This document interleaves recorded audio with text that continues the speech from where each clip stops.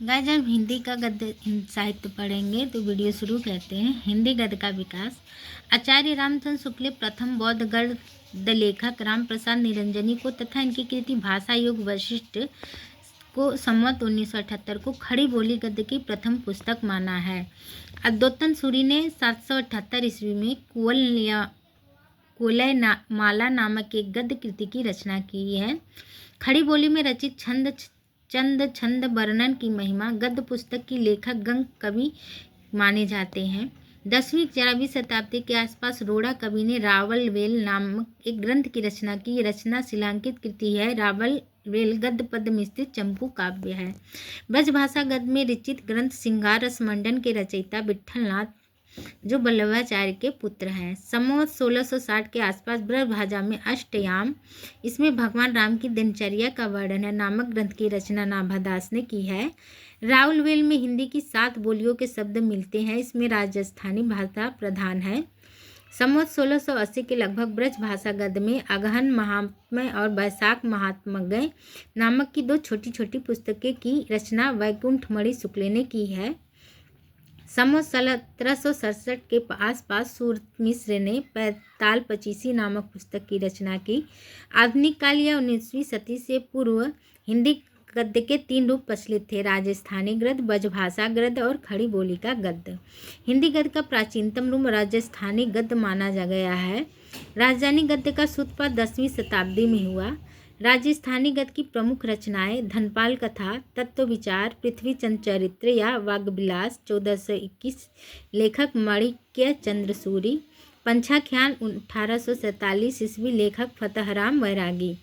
मार्किवास Wellesley ने सन 1800 ईस्वी में कलकत्ता में फोर्ट विलियम कॉलेज की स्थापना की।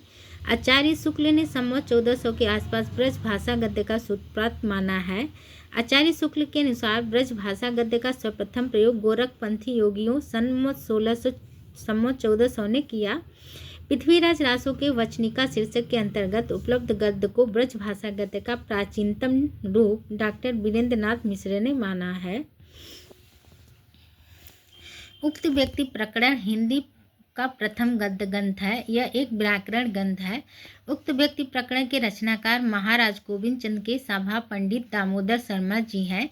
इस पुस्तक की रचना 12वीं शताब्दी के आसपास की गई है। वररत्नाकर मैथिल कवि ज्योतिश्वर ठाकुर की रचना है।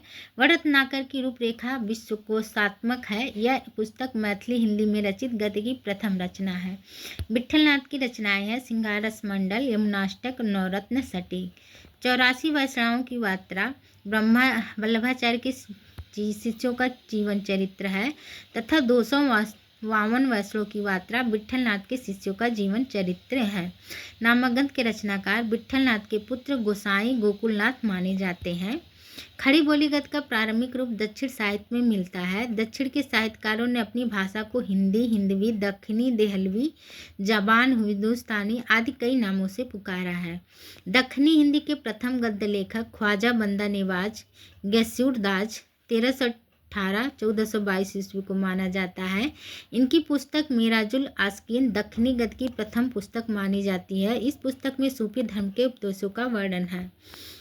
गैसूरदास की अन्य कृतियाँ हैं शिकारनामा, हिदायतनामा, तिवावलतुल वजूद और रिसाला सेहवारा या 12 मासा। फोर्ट विलियम कॉलेज में डॉक्टर जॉन किलग्राइस्ट हिंदुस्तानी भाषा हिंदू उर्दू के अध्यापक के पद में रूप में कार्य करते थे। A dictionary of English and Hindustani तथा एक grammar of the Hindustani language Gilchrist की रचना है। गिल्क्राइस्ट रोमन लिपि के पक्षधर थे। दक्षिणी हिंदी की गद्य कृति सबरर 1635 ईस्वी के लेखक मुल्ला वजही हैं। सबरस उर्दू साहित्य की प्रथम गद्य कृति मानी जाती है। गिल्क्राइस्ट ने खड़ी बोली की 3 शैलियाँ मानी हैं: दरबारी या फारसी शैली, हिंदुस्तानी शैली और हिंदवी शैली। हिंदुस्तानी शैली को गिल्क्राइस्ट ने the grand popular speech of Hindustan कहा है। खड़ी बोली के विकास में योगदान देने वाले फोर्ट विलियम कॉलेज से संबंधित व्यक्ति हैं लल्लूलाल, सदल मिश्र, ईश्वर चंद्र विद्यासागर, गंगा प्रसाद शुक्ल, दीनबंधु, मधुसूदन, इंदेश्वर नरसिंह, ख्याली राम, ब्रह्मा सच्चिदानंद, तर्कालंकार से शास्त्री आदि। गाइस, आज के लिए बस इतना ही। वीडियो अच्छी लगी हो तो चैनल को सब्सक्राइब करें, लाइक करें, शेयर करें। धन्यवाद।